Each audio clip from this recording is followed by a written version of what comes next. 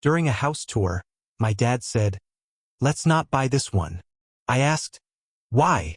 He said, "It reminds me of something awful." Weeks later, I knew exactly what he meant.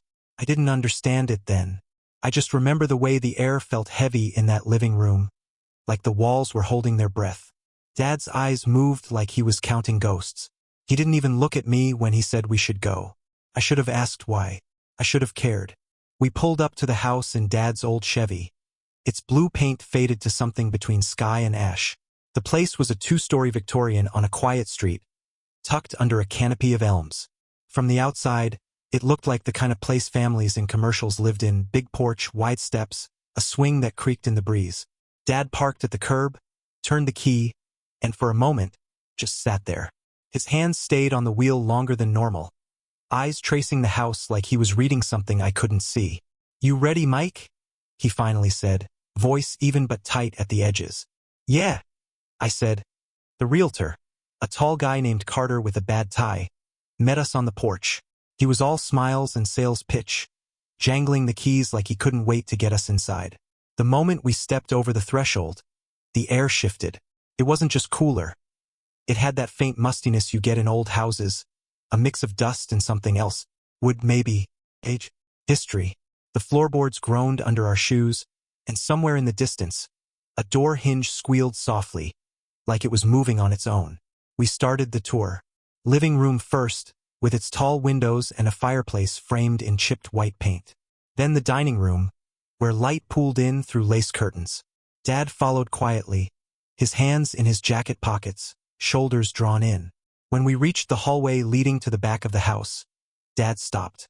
His eyes caught a glimpse of something down the hall. A shadow, a smell, a sudden chill that made him stop dead in his tracks.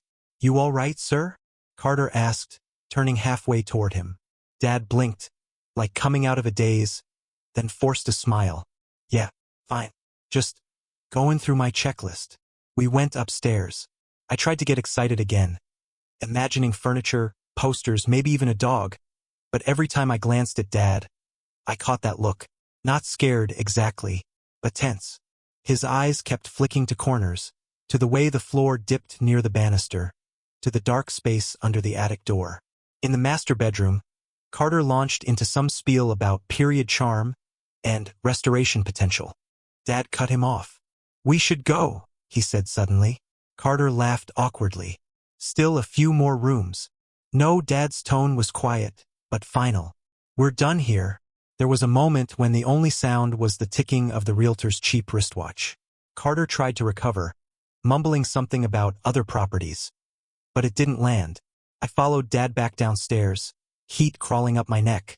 I felt embarrassed, like we'd just walked out on a dinner invitation. Carter held the door for us, his smile thin now, a little confused. Once we were back in the truck, Dad didn't start it right away.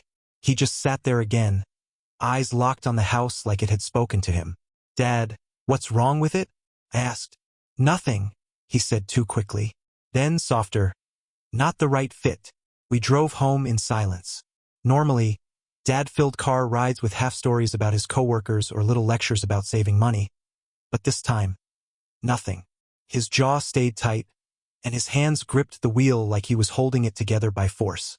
When we pulled into our driveway, I tried again. Was it the price? Or something with the foundation? "Drop it, Mike." His voice wasn't angry, but it had that low edge that told me not to push. So I did. I dropped it, walked inside, turned on the TV, told myself it didn't matter. I didn't know it then, but that was the last truly normal night for a long time. The last time I thought of Dad as unshakable. Whatever he saw or remembered in that house stuck to him like oil. And sooner or later it would get on me, too. The summer heat had settled over our small town like a thick, lazy blanket. By late afternoon, the air smelled of charcoal and grilled meat, and the sound of clinking beer bottles carried across my uncle's backyard. Family barbecues were supposed to be safe, predictable. The same old stories told for the 100th time. Cousins darting around with sparklers. My dad standing at the grill acting like he was cooking for a royal banquet. This one felt different. Not in an obvious way. There was still laughter. The same smoke curling into the sky. The same folding chairs set in a lopsided circle. But every so often, I caught glances, quick, sideways, like people were checking if I'd caught something in the air they could already smell. I told myself I was imagining it. Until I wasn't. I was standing near the cooler, fishing out a soda, when I heard my Uncle Lou's voice drift over the chatter. "Careful, Michael. Don't let your old man take you house hunting. You might end up in the middle of that old mess again." The joke hit the table like a dropped fork. A couple of cousins chuckled in that uncomfortable way you do when you're not sure if you're allowed to laugh. My aunt smacked Lou on the arm and said, "Don't start." I froze, soda still in hand. "That old mess?" Dad didn't even look up from the grill. "Drop it," he said flatly, his voice cutting through the noise. "Nothing worth repeating." He didn't say it like he was defending himself. He said it like a door slamming shut. The rest of the barbecue blurred. I tried to force myself into conversations about football, vacations, the usual filler, but my brain kept circling back to that sentence. That old mess. It clung to the inside of my head like smoke.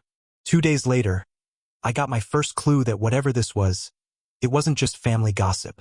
I was scrolling through my phone during lunch at work when a notification popped up from someone I didn't know. The username didn't ring a bell, but the message did something weird to my stomach. "You should ask your dad about this." Attached was a photo, the same house from that spring afternoon, its crooked porch bathed in sunlight. Below it, a screenshot of an old newspaper article. The headline was grainy, like it had been clipped from microfilm. "Local man David Harper questioned in investigation. No charges filed." My father's name, in bold print. I stared at it so long my coffee went cold. At first, I thought it had to be some mix-up. A different David Harper, maybe, but the photo was too specific. It wasn't just a house. It was that house. The one we'd walked through, the one he'd refused to buy without explanation. I closed the message without replying, but it felt like something had shifted under me, like the ground wasn't as solid as I'd thought. Over the next week, little things started to pile up. Coworkers who used to wave in the parking lot suddenly looked busy tying their shoes. Conversations stopped when I walked into the break room. It was subtle, but I wasn't imagining it. I could feel my name hanging in the air, not said but known. Rachel was the one who finally broke the silence. We were closing up the shop one evening when she pulled me aside, lowering her voice. "Look, I don't know what's going on, but your name's been coming up online." I laughed it off at first, a dry, awkward sound. "Online? Like, in a bad way?" She nodded. "Some forum thread. People are talking about that house. And your dad. And now you." I didn't know what was worse. The fact that strangers seemed to know more about my family than I did, or that my father had been walking around for weeks like nothing was wrong. That night, I lay in bed scrolling through my phone, resisting the urge to search for the thread Rachel had mentioned. My thumb hovered over the keyboard, but something in me hesitated. Because once I saw it, once I read whatever it said, there'd be no going back. For now, I told myself I could still pretend I didn't know. But the whispers were getting louder, and strangers were knocking at my digital door. It was well past midnight, but my apartment felt like it was holding its breath. The only light came from my laptop screen. The soft whir of the fan, the only sound besides my own heartbeat. I told myself I wasn't going to do this, that I'd ignore the stranger's message, ignore Rachel's warning, ignore the way my dad's jaw had tightened when Lou made that barbecue joke. But ignoring something doesn't make it go away. It just gives it more room to spread. So here I was, sitting in the glow of a browser tab, typing my father's name into a search bar. David Harper, house, investigation. The first results were useless Facebook pages for other Harpers, a LinkedIn profile that wasn't his, some obituary from 2008. But then I found it. The same headline from the screenshot, buried in an online archive for the County Herald, dated 15 years ago.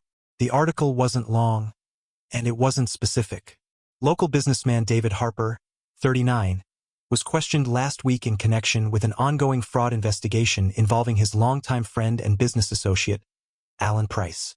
Investigators allege Price embezzled nearly $250,000 from a joint investment property venture. Authorities believe some of the missing funds may have been hidden in personal assets belonging to Harper. No charges have been filed, and Harper denies any involvement. Price remains under investigation. That was it. No follow-up. No resolution. I dug deeper, clicking through page after page of grainy scans and dead links. Finally, on an old local forum that looked like it hadn't been updated since the MySpace era, I found something else. A thread titled, "Remember the price case? Wild theories here." Most of it was garbage. Anonymous users accusing everyone from local politicians to random neighbors. But one post caught my eye. You guys know Alan Price never actually went to trial, right?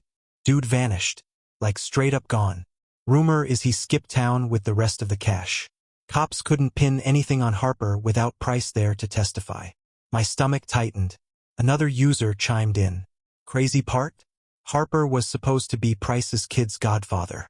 Or was it the other way around? Can't remember. Small town crap. I blinked at the screen. Godfather? I grabbed my phone and scrolled through my old childhood photos in a sudden, feverish need to see. Most of them were birthday parties, summer trips, and my mom's garden. And then, tucked between a Christmas shot and my first day of school, there was one that hit me in the chest. A man I didn't recognize. Tall, dark hair, a lazy smile, holding me in front of a cake shaped like a baseball. On the back of the photo, in my mom's handwriting, Michael and Uncle Alan 3rd birthday. I sat there staring at the name, the connection clicking into place with a sick little snap. The man in the article. The one who'd disappeared. I didn't sleep. By the time the sun started bleeding light into my blinds, I'd decided I wasn't going to dance around this anymore. I drove to my parents' house before work, the streets still half empty, the morning air sharp in my lungs. My dad was in the driveway, loading a toolbox into the back of his truck. "Morning," he said without looking up. "Who's Alan Price?" I asked. That made him pause. His hand stayed on the handle of the box a beat too long. "Where'd you hear that name?" "I read it," I said. "In an article. About you." His jaw tightened. "You've been digging." "Yeah. Because strangers know more about my family than I do." I snapped. "Because some random guy messaged me about you. Because apparently my godfather vanished after you were accused of hiding stolen money for him, and no one thought to tell me." His eyes flashed. Not guilt, not quite anger, but something close. "You were a kid." "I'm not a kid now." My voice was sharp enough to cut. "What happened?" The air between us was tense, brittle. He slammed the tailgate shut, the sound echoing in the quiet street. "It's not your problem, Michael.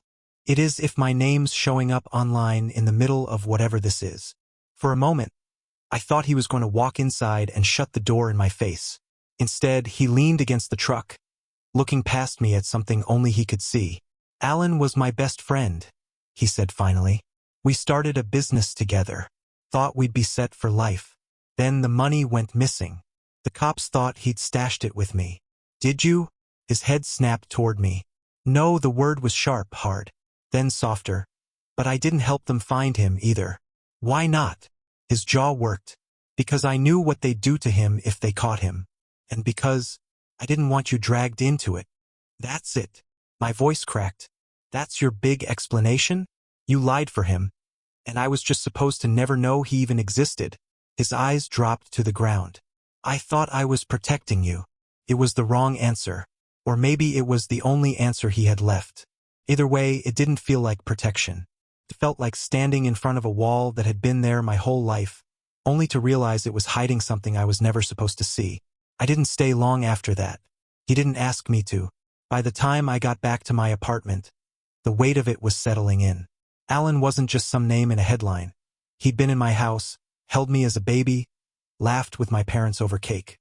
And now he was a ghost with a trail of stolen money and a best friend who still wouldn't tell the whole story. I didn't know if my dad was lying to me or lying to himself. But I did know one thing: this wasn't over. And if I wanted answers, I wasn't going to get them by waiting for him to hand them over. By the time Rachel slid into the booth across from me, I was already halfway through my second coffee and still couldn't shake the heaviness from the night before. The cafe was loud. Espresso machines hissing, dishes clattering, but it felt like all the sound was muffled around me, like I was stuck in my own underwater world. Rachel leaned forward, pulling off her scarf. "You look like you haven't slept in a week." "That's because I haven't," I muttered, rubbing my temples. "You're still digging into Alan?" I nodded. "Every breadcrumb I find just leads to another black hole. It's like he vanished, but not before ruining half the town." Rachel hesitated, the way she does when she's deciding whether to push me or let me stew. Maybe your dad's right. Maybe the less you know, the better. I was about to answer when my phone buzzed against the tabletop. Unknown number. Normally, I would have ignored it, but there was something about the timing. I swiped it open. It wasn't a message. Not just a message. It was a photo of me. I walked out of my office building the day before. My jacket slung over my arm, head down, earbuds in. Underneath, 3 words. We should talk, Alan. My stomach dropped. My fingers froze around the phone. Rachel noticed instantly. What is it? I turned the screen toward her. Her eyebrows shot up. Hey, Alan? I didn't answer. Couldn't. Alan didn't make his move right away. That was the worst part. Days passed with nothing. No calls, no texts. Just the knowledge that he was somewhere close enough to take that picture. I jumped every time the elevator doors opened. Then, Friday night, it happened. I was locking up the office when I heard a voice behind me. You've grown up. It was him, Alan. His hair was grayer now, and he'd traded the flashy suits for a weathered leather jacket. But the smirk was exactly the same. The kind of expression that said he knew more than you did, and it amused him. I forced my voice to be steady. You've got nerve showing up here. He chuckled. Still your father's son, I see. He looked me up and down like he was inspecting a car he'd once owned. Relax. I'm not here to cause trouble. You already did. Years ago. Alan tilted his head, mock offended. That wasn't trouble. That was business. He glanced around the street like he was mapping exits. Speaking of business, I could use your help. With what? He grinned. Not here. Let's just say there's something only you can get for me. I shook my head. Not interested. That's a shame, he said. And for the briefest moment, the warmth dropped from his eyes, replaced by something sharper. Because some people might start thinking you and I are working together. I felt my jaw clench. You're threatening me. Just making conversation, he said, already walking away. Think it over, kid. The next morning, I got a call from Detective Harris. We'd spoken once before, some time ago, when I'd first asked him for details about Dad's case, and he'd politely told me to leave it alone. Now his tone was different. Michael, you might not want to hear this, but Alan's name is back on people's radar. And yours is starting to pop up alongside his. What? You've been seen with him, Harris said. Or at least that's what people are saying. And the people Alan hurt?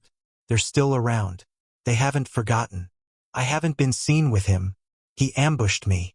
That doesn't matter, Harris said flatly. In their minds, perception is reality. You'd better be careful because some of these folks, they don't go to the police. They go to the hospital after the fact. I gripped the phone tightly. Why tell me this? Because I like your dad. And because if Alan's making you part of his story, you're already in deeper than you think. I spent the rest of the day replaying the encounter. The way Alan had said only you can get it for me. I didn't know what it was. But I knew enough to realize it wasn't something I wanted my fingerprints on. The paranoia set in fast. A black SUV idled too long outside my apartment building. My pulse spiked. A man in a hoodie lingered in the grocery store aisle while I grabbed milk. I memorized his face. By Sunday, I'd started catching whispers in the office hallways. People looked up from their desks a little too quickly when I walked by. Rachel texted me that someone had posted about me on a local forum, hinting that I was following in family footsteps. That phrase, it hit me harder than I expected. I'd spent my whole life trying not to be defined by Dad's shadow. And now, because Alan had decided to reappear, I was being dragged straight into it. Only this time, the trap wasn't for my father. It was for me, and Alan was holding the bait. The street outside my place was too quiet that night. It was the kind of quiet that made you aware of every creak in your own bones. The wind sifted through the trees in thin, restless whispers. I'd been sitting on the couch for hours, not really watching the TV, just existing. The glow from my phone lit the coffee table. Dozens of unread messages, most of them from work, all saying some version of the same thing. We've been contacted. This is serious. You need to explain. The anonymous tip had gone everywhere, to my boss, my landlord, even the board of directors. According to the files, I was knee-deep in fraud, laundering money through accounts that didn't exist 6 hours ago. My signature was on every page, perfectly forged or maybe not forged at all. That was the thing that rattled me. Some of the documents used real information that only I should have known. Rachel had stopped replying altogether. Her last text was short, cold, and full of a kind of fear you can't fake. I need space. This is too much. I stared at that message like it might rearrange itself into something else if I looked hard enough. When the knock came, I didn't jump. I was already too far gone for that. Just got up, slow, and walked to the door. The porch light flickered once before settling into a dim amber glow. And there he was, Alan, leaning against the frame like he'd been here 1,000 times. Like this was his house. Same sharp eyes, same smug tilt of the mouth. The years hadn't worn him down. If anything, they'd polished him. A better suit, cleaner shave, like trouble had kept him young. "Evening, kid," he said, voice smooth as oil. I didn't say anything, just gripped the doorframe until my knuckles whitened. "You've been busy," he went on, stepping forward without being invited. His eyes scanned my hallway, my living room, like he was cataloging my life for later use. "I like the place. Feels secure." I swallowed the words building in my throat. The questions, the accusations. Instead, I said, "What do you want?" He chuckled like that was the wrong question entirely. "Funny thing about the past. It doesn't stay buried if the ground's too shallow." He tilted his head, studying me. "Your dad always thought he could keep you out of it. Admirable. Stupid, but admirable." The wind outside hit the trees harder, branches scraping the siding. Alan smiled wider, all teeth. "We've got unfinished business, you and me." And just like that, the porch light went out. What would you do if your own godfather came back only to drag you into his mess? Think Michael's dad should have told him the truth from the start? This was the first part of the story. If you enjoyed it, like and let me know in the comments. If you want more twists like this, hit that subscribe button so you don't miss the next one.